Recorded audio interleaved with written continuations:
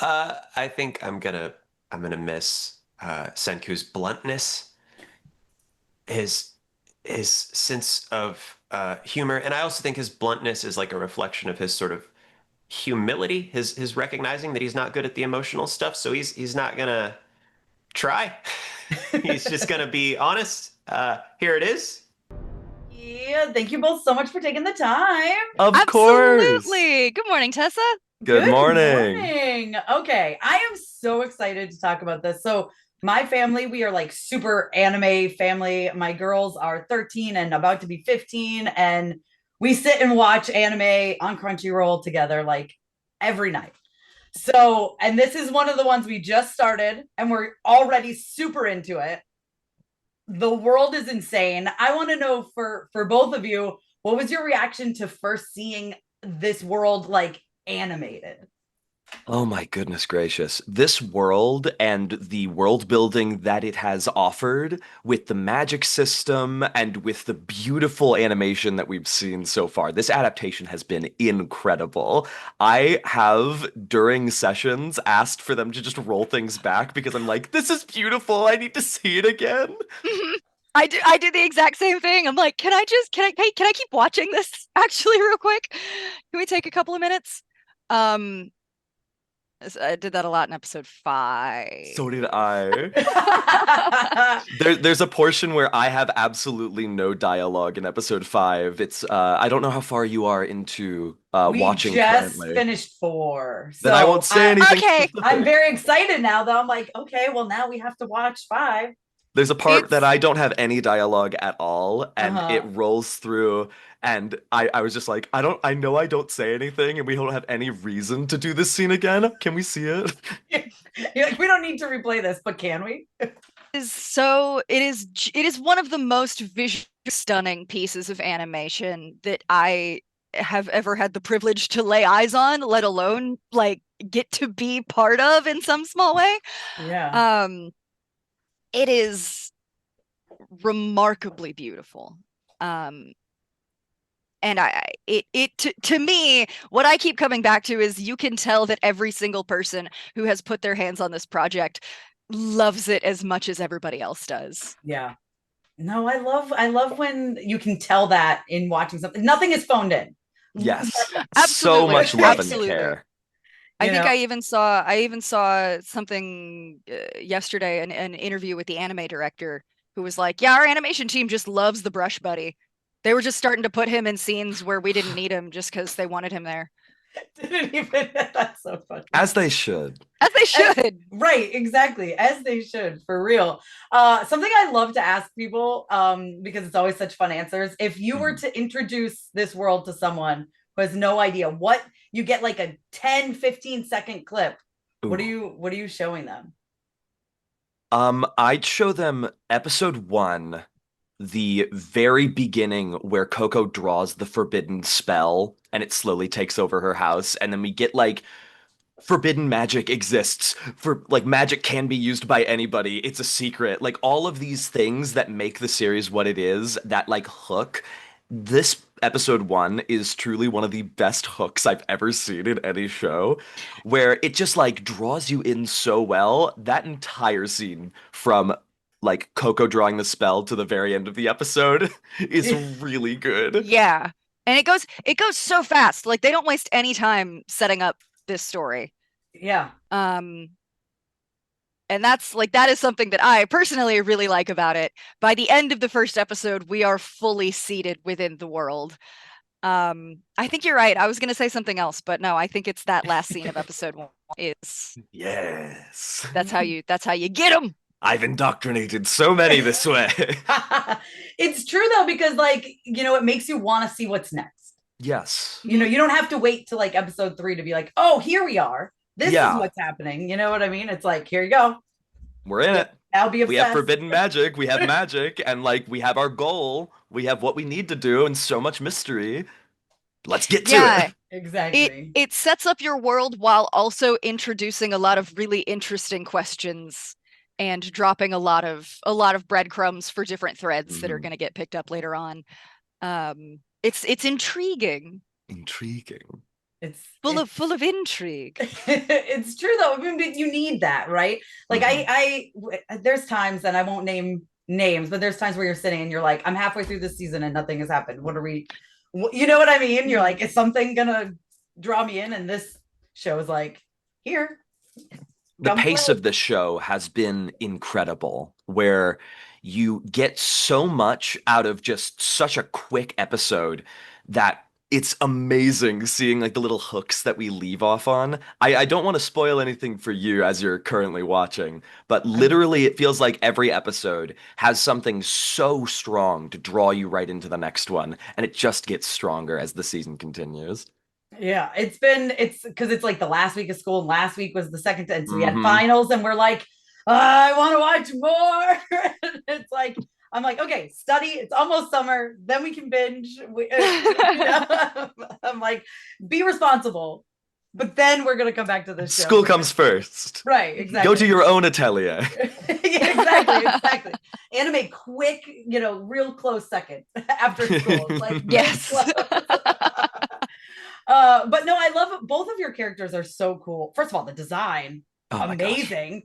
What how does it feel when you like see it all come to life, like your character and your voice? Because like, oh my god, they're so cool looking. I have been a longtime fan of this series for a very long time. It's been out since 2018 in the English, and I've been reading for years now. So now I've been able to see these characters not only come to life, but I've been able to see them exist and have me be the English voice of this character. It's like absolutely wild. Like the first time that I was in studio and we got the episode finished, I like got into my car. I was like, "Bye guys, we're done with recording for the episode. Okay, see you next time." And I got in my car and I cried.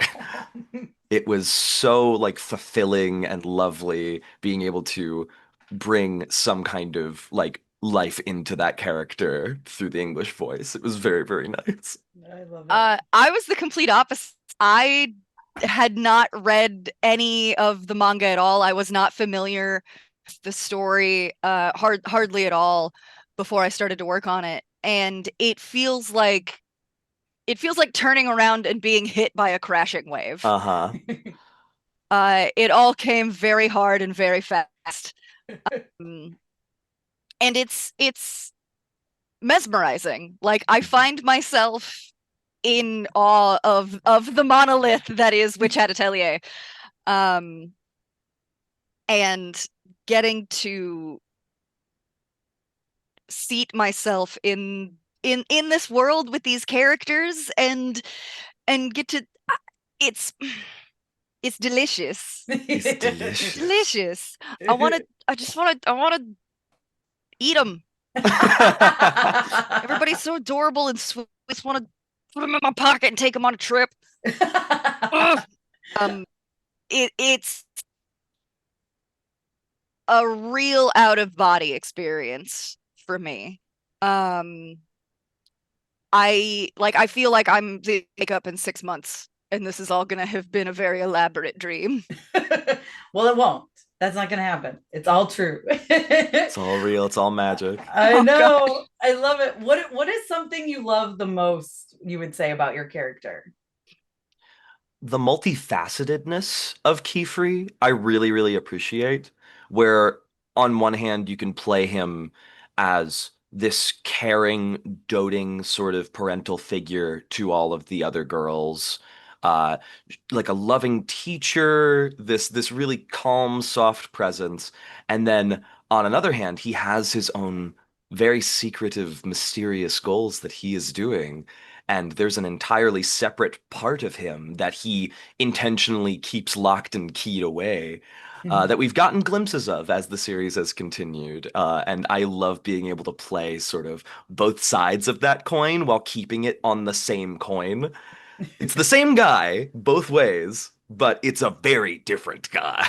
Yeah. He contains a multitude. He's so multitudinous. I love it. I really admire Agott's discipline. She even says in one of these last few episodes, like, I need to prove myself. Like, I have something to prove. And spite is a very powerful motivator, I think. And I admire both that she has internalized that and executed it as the discipline of her craft. Mhm. Takes the rigor of her work very seriously. And I find that, I mean, I find that admirable because I was a spiteful little girl and I didn't figure out how to change until I was much older than she is. So Oh, well. it's nice to see her. It's nice to see some of that soften as well as the season goes on, and see some of those walls start to break down a little bit. Oh, well, I can't wait to continue the show. We've been absolutely loving it. Congratulations to both of you, and thank you both so much for your time. I really appreciate it. Thank Of you. Thank you course. so very much. Thank you for your questions. Thank you for stopping Yeah, by. thank you both so much for taking the time today. Hi. Thank you, Tessa. Hello. Hello. I gotta tell you, we are a huge anime family, like massive. Like we every night together with my kids are 13 and almost 15. I can't believe it goes so fast. And every night we watch a different anime we watch, and this is instantly became one of our favorites. Oh, yay. It's Lovely. I mean, as full metal fans, we were like, okay, we can't wait to see what are we gonna get. And it's so good. And you guys are incredible. So I have to tell you that. Yay. Huge Thank you. fans. Thank you. But one thing that we love about this so much is that sibling dynamic. Because again, I have two kids, I have a sister, my husband has a sister. So for you guys, what was it like finding that like sibling connection? Yeah, totally. I mean, I have a sister, so it was kind of easy to, take those feelings uh, uh, use it as the character of Yuru. I will also say, stealing an answer that Molly has been using, I will say that getting to know Molly a lot over the past few weeks has been wonderful. We knew each other before, but we're anime siblings now, right? And getting to know Molly has helped immensely. Uh, that sibling relationship between Yuru and Asa, and how they react to each other, how their relationship is, how much they care for each other, is a like that's really, really helped a lot. So yeah, but Molly, I stole her answer and then I did it worse than she's done it in the past. That's okay. That's okay. I unlike Ben, I don't have any siblings. I've always told my mom, please don't have another one. I want to be the center of attention. But which is why this sibling dynamic is so fun for me to explore, because if you think about it, they've been separated since birth, or not since birth, but they've been separated at a very, very young age. So she's still getting to know her brother. Before the show started, I didn't really know Ben too well. We've been at a convention together, but I didn't really know him too well besides that. So it's as Asa is getting to know, well, I guess her baseline is he's alive, so I do know Ben is alive. We'll start there. But as she starts to get to know him more, I've been hanging out with Ben. I've been to his house. I've seen his cats, which I feel like that's the level of connection that you want to get to with your friends, is you've seen their cats. And as I get to know Ben more, I get these scenes with Yuru start changing a little bit because I'm more familiar with his voice, Ben's voice for this character. I start to understand Asa's motivations. I'm ready to throw hands for whoever's fighting Yuru. I feel myself getting emotional whenever she's like, "Can I hug you, brother?" And he's like, "No." And then I'm like ready to like, oh, I'm ready to fight for my poor child. But it's as I get to know Ben, I feel like the character is making more sense to me in terms of why her motivations are so motivated by family. And even outside the sibling dynamic, just family dynamics are such a powerful driving force in storytelling. Yeah, absolutely. So if someone knows nothing about this world yet, right? They haven't read a synopsis, they know absolutely nothing. What like 10, 15, 20-second clip are you showing them to like welcome them into this world? Oh, it's the gobble scene. I was gonna It's say the same thing. It's the gobble scene, man. That gobble scene. I think that gobble scene has gone everywhere at all corners of the internet and have introduced people to the show. So I would probably go with that. I would also go with a scene from the most recent episode when Yuru and Left are in the void in that daemon, and he's shooting the arrow at her and it's just hitting her head, and he's like, "Oh, just let it hit you." Like I would go with those two scenes. Yeah. What do you think, Molly? Same? The gobble one, I feel like that's what I see the most often get clipped and shipped around is the because it's the shock value, it's the bloodiness, it's the action, it's a great introduction because it's called Daemons of the Shadow Realm. There's a ton of daemons. There's a big jaw ball monster thing cutting people, biting people apart. That's the great introduction to the power system of this entire show and world. And I think it's a great introduction. It doesn't have any of the twins in it, but I feel like that does a good job explaining what's going on.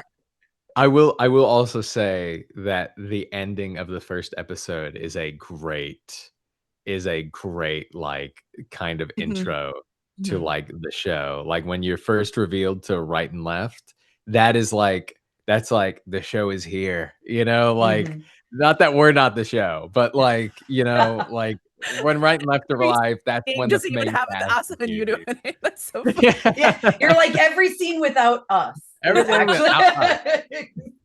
The perfect. We're just thing. being humble. We're just being humble. No, I mean, this is one of those animes where, like sometimes there's shows where it takes 3, 4, 5 episodes to really get going. This one, it's like episode 1, you're like, oh, well, I need to know where things go from here. It's so good. And this world is so incredible. What was it like for you guys when you first saw the animation like fully done for this show? Because it's insane. It's so beautiful. It was wonderful. I mean, first of all, we got to watch it early. We watched it at the Crunchyroll sneak peek that they sometimes do at theaters. And we knew we were in the show at that point. And so getting to watch, what a crazy experience. Getting to watch a huge show that you've just been cast in theaters for the first time is insane. And we were absolutely over the moon with the animation, the adaptation, the writing, the flow. Everything about it was just so wonderful. Like I had this like try not to cry in the theaters. So yeah, it was wonderful. Yeah. And Ben is familiar with the manga, and so I went into it relatively blind when we were watching it in theaters for the first time. And when it starts off with a helicopter and then it becomes like guns, I was sitting there like, oh, and then the gobble scene where especially when the head flew off, I was like, oh. And after we watched episode 1, we went outside in the hallway and I was like, oh my god, that was crazy. And so that was our first reaction, was just shock and thrill and excitement. I love it. If the twins got to spend a day without chaos, without crazy, what do you think they would do? What would they spend their day doing? I feel like What you would would be hunting and Asa would be taking pictures in the side. That's great. That's great. Water and like just like, I'm ready, anything you want. I'm just here to watch you. Yeah, I mean, Yuru would be also like, he would be, I mean, we've learned in the past couple of episodes that he has no care for the laws that they've put in place. Like he's like, so can I go hunting there? And Data is like, no, you cannot go hunting there. I could totally see him like going around a park with his bow and he's like, we're gonna get that pigeon, Asa. And Asa's like, oh my god, yes. I don't know. Brother. Just I don't know. supporting. I also think like them just being normal human beings, like going to school would also be great, like Oh my god, yeah. so that'd be so cute. Yeah. Maybe one day they'll just have a normal day. Make for an Maybe interesting someday. episode. Just Maybe someday. just hanging out. You never know. Yeah. What would you say has been your favorite thing about playing these characters? Yeah, I think for me it's that we've got the child Asa, we've got the teen Asa, we've got like the meaner Asa that's like ready to to defend her family and everything. And then we've got the I love my brother Asa. So it feels like it's playing so many this character that has so many different dimensions. Whenever I'm playing, I'm like, which Asa we're gonna get today? Or especially when it starts off kind of like normal, say Asa who's just talking normally, and then like the topic gets serious and she starts dipping lower and more like, I'll do what I have to do. Like it's just, I love when she transitions in the same scene because the voice will slightly get deeper or like sharper. And for me as a performer, that's like the most fun thing to do. Yeah, yeah. I mean, jumping off of that, I feel the exact same way. The story, the characters have so much depth and so much layers that what character you get is all depending on the situation they're in, what the character has said before uh, the line that we're saying. That's all. What Yuru or Asa you get is dependent on that. These characters, they go so many different places. So like Molly, I have like 3 different Yurus. There's the innocent Yuru, there's the chill Yuru, and then there's the hunter Yuru that all sit in different places of my voice. That is so fun. And within those 3 Yurus, there are so much there's so much depth and discovery and play. Like I remember in episode 3, the line where or the monologue where Yuru is explaining and talking about how I thought that my dad abandoned both me and Asa, and it turns out that I was the only one who was left. You know, like that just is just like I remember being in the booth and being like, I can't believe that I get to play this character that has this much depth and like content within them. It's wonderful. Yeah. Yeah, well, you're both incredible. And like I said, this has become a fast favorite of ours. So congratulations and thank you so much for your time. Thank you, Tessa. Thank you so much. Thank you all so much for taking the time. Thank Nice you. to meet you, Tessa. Oh my gosh, I got to tell you. So my family, we're super anime family. I have 2 daughters, 13 and almost 15. And this is one of our absolute favorites. This is the last week of school and they were so jealous. They are stuck doing finals while I'm here talking to you. They needed me to let you all know how much they love the show. So I promised I would. What are their names? Ivy and Lori. Hi, Ivy. Hi, Lori. Ivy and Lauren, hello, hello. Oh my gosh, they're going to love that. Okay. So as we're coming to an end here, which is so sad, by the way, so sad.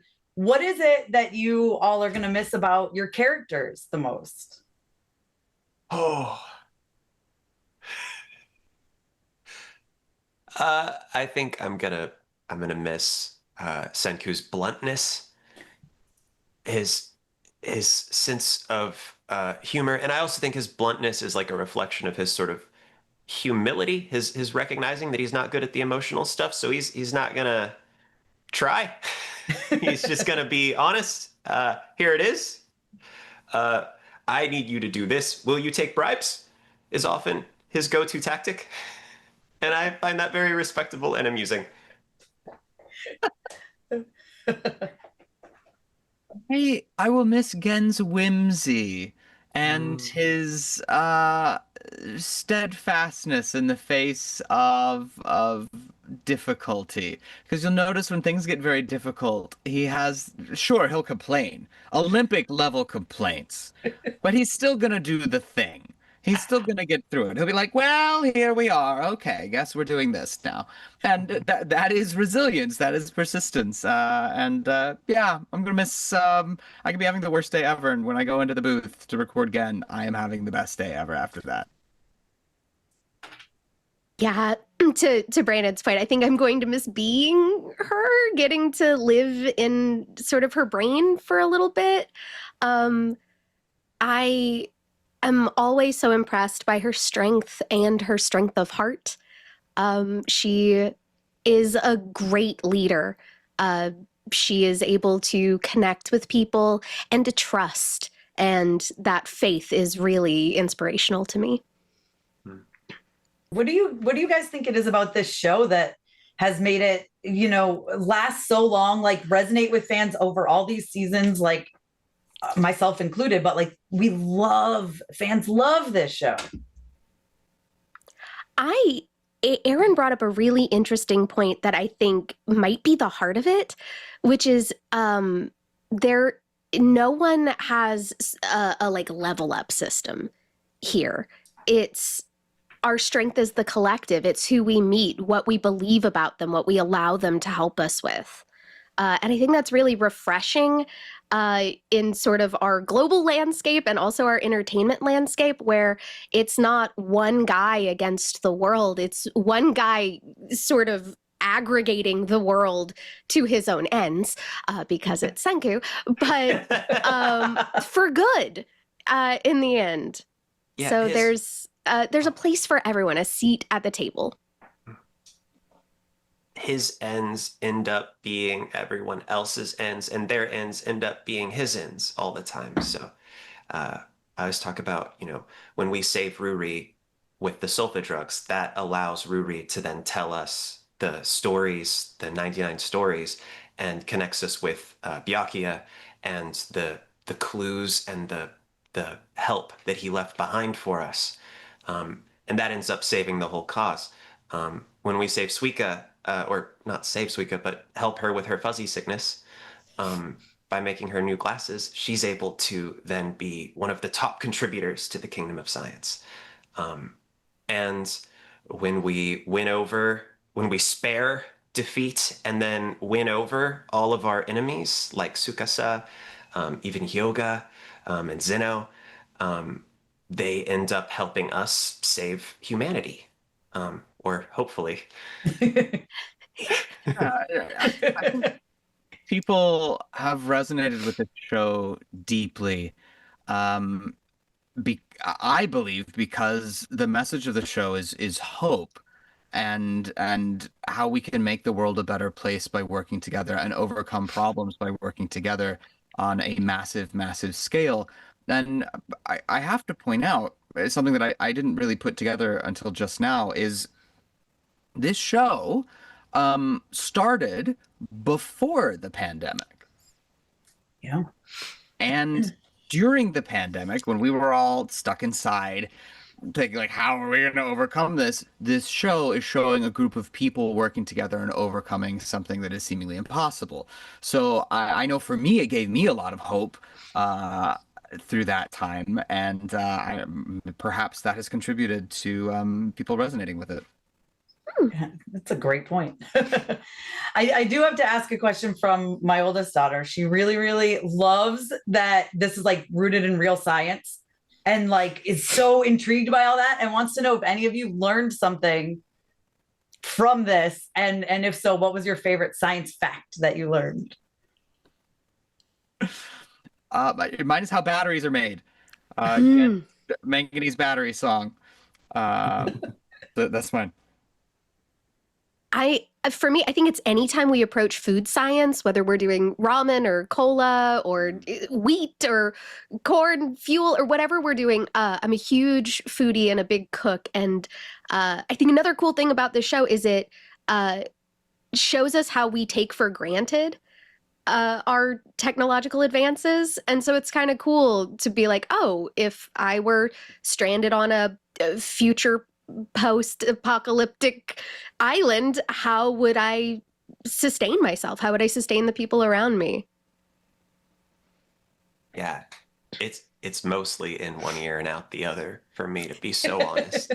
But I think I could probably make soap. I think I could. You got to get the kelp and then burn it, and then that leaves you with a type of potash, and then if you pour oil on that or lard and mix it up, I think you have soap. Or close to it. Yeah. No, I think so. Hopefully that'll be cleaner than it is nasty. No, the show it's so much fun, and it's something we love to watch as a family. And what does it mean to you all to know that, like, I know we're not the only family that does this. Like, what does it mean to you to know that this is a show that families can watch and enjoy together? Oh, it is all things to me. I grew up a PBS kid. I styled myself as a Southern Ms. Frizzle's cousin.